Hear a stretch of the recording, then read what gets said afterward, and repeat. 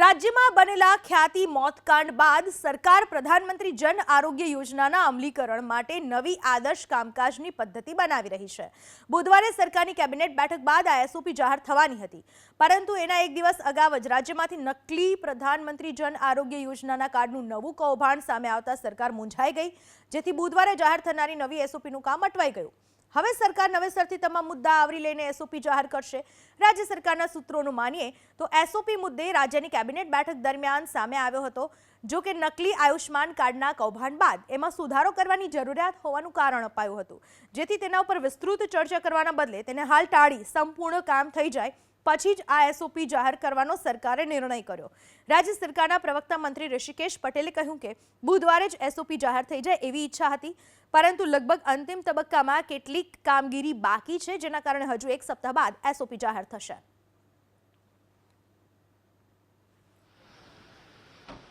SOP તમારી આજની ઈચ્છા પણ હતી, પરંતુ એને લગભગ અંતિમ તબક્કામાં કદાચ 2-5% કામ બાકી છે, પરંતુ ખૂબ જલ્દીથી તમારા સમક્ષ ખ્યાતિના બનાવ પછી જે બનાવ ગુજરાત માટે પણ અને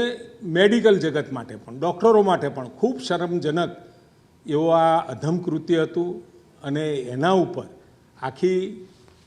એની એનાલિસિસ કરી કાર્ડ કાઢવાથી માંડી અને છેલ્લે સારવાર થયા પછી બિલ ચૂકવાય ત્યાં સુધીમાં આપણે ગેપ એનાલિસિસ કરી અને કોઈને આ બાબતનો લાભ ન લઈ શકે એ પ્રમાણેની સ્ટાન્ડર્ડ ઓપરેટિવ પ્રોસિજર એસઓપી બનાવવાનું નક્કી કર્યું હતું। અંતિમ તબક્કામાં છે અને જલ્દીથી આપ સમક્ષ ગુજરાત સમક્ષ 4 મુખ્ય વિભાગો કે જેની અંદર મહત્તમ કામ